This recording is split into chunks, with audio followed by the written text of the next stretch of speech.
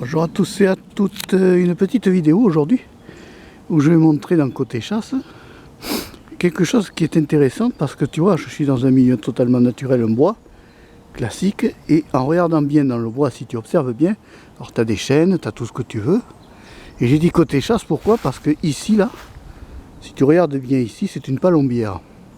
Alors les palombières, il faut savoir qu'en période de chasse du mois d'octobre, elles sont remplies de chasseurs, donc il ne faut surtout pas, quand on se balade, aller les voir ou aller les embêter. C'est des lieux de tir, de chasse. Donc toute la zone de la palombière qui entoure une palombière n'est pas baladable, si tu veux. Un touriste ne doit pas aller se balader dans cette zone-là. Donc là, c'en est une très belle, tu vois. Donc c'est un établissement qui est autorisé par la loi, qui a été fait par... Il y a une demande d'autorisation avant au préalable auprès des ACCA, tu vois.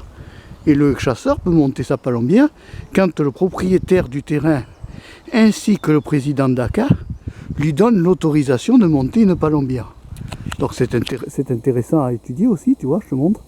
Alors ça monte très haut, donc les chasseurs sont très prudents, ils font attention, tu vois. C'est une architecture en fer.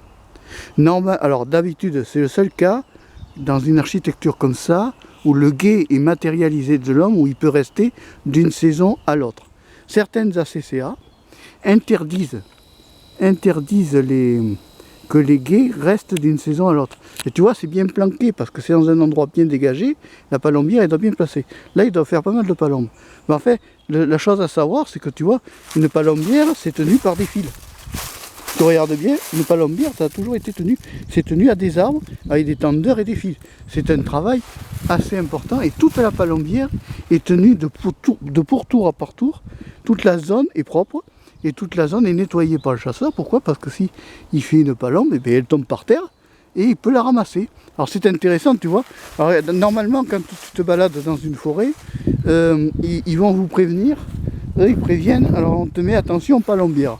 Alors c'est bon à savoir. Et tu vois, la zone ici, par contre, toute cette zone-là, du fait qu'il y a un grillage, normalement, ne doit pas être chassable, tu vois. La zone qui a le grillage, normalement, c'est pas chassable. Dans la logique. Et cette zone-là, donc ça, c'est la zone des chasseurs à la palombe.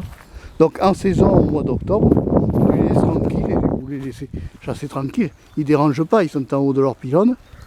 Alors c'est justement là où ils sécurisent bien, parce que pour ne pas tomber et tout ça, tu vois. Voilà ce que c'est qu'une palombière bien établie et bien montée, parce que tu vois, tout est balisé autour, comme dit dans le respect du règlement. Tout est dit autour, parce qu'elle est archi bien matérialisée. Et du reste, si vous pouvez aller à la rencontre des chasseurs à la palombe en saison, ce sont des passionnés comme les autres. Voilà, et tout, tu vois, tout est balisé.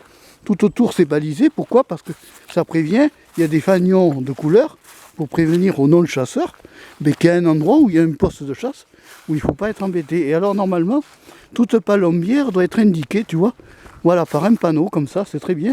C'est archi réglementaire, ça c'est parfait. Et là, tu vois, il y a marqué « Attention, chasse en cours ». Alors, attention, chasse en cours, ça veut dire quoi? Ça veut dire que si tu es touriste ou baladeur du dimanche, là, je suis hors saison de chasse. Donc la saison de chasse est passée, le mois d'octobre est passé, et je peux me balader. Mais quand tu vois attention chasse en cours, en saison du mois de septembre à décembre, n'allez pas vous balader au pied des palombières. Pourquoi? Parce que si le chasseur à la palombe tire une palombe et qu'elle vous tombe sur la tête, c'est pas de sa faute. Lui, il a prévenu légalement, il a prévenu en mettant attention chasse en cours, et ça permet c'est tout à fait réglementaire. Et là, il est rudement bien placé. C'est remarquable. Là, celle-là, elle est bien placée. Et puis, elle est bien montée, tu vois, parce qu'ils ont assuré quand même les postes de sécurité. Ils ont assuré quand même bien la sécurité de la palombière. Pourquoi? Parce que c'est quand même une architecture fragile. Enfin, en tubulaire, c'est léger. Donc, si tu veux, le truc, c'est que ça peut tomber au moindre coup de vent. Donc, ils ont bien renforcé. C'est enfoncé dans le sol. Et c'est vraiment très bien renforcé. Et je voulais la montrer, celle-là, parce qu'elle est vraiment très bien construite.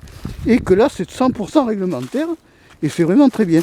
Donc quand on voit ça là, ce panneau là, très important à étudier, ce panneau, attention chasse en cours, et bien pendant la période de chasse, de septembre à décembre par exemple, en période de palombe, on ne va pas se balader au pied des palombières, on ne va pas les embêter, c'est leur plaisir, ils ont payé une redevance qui est le permis de chasse pour chasser, ils ont le droit de chasser tranquille, voilà.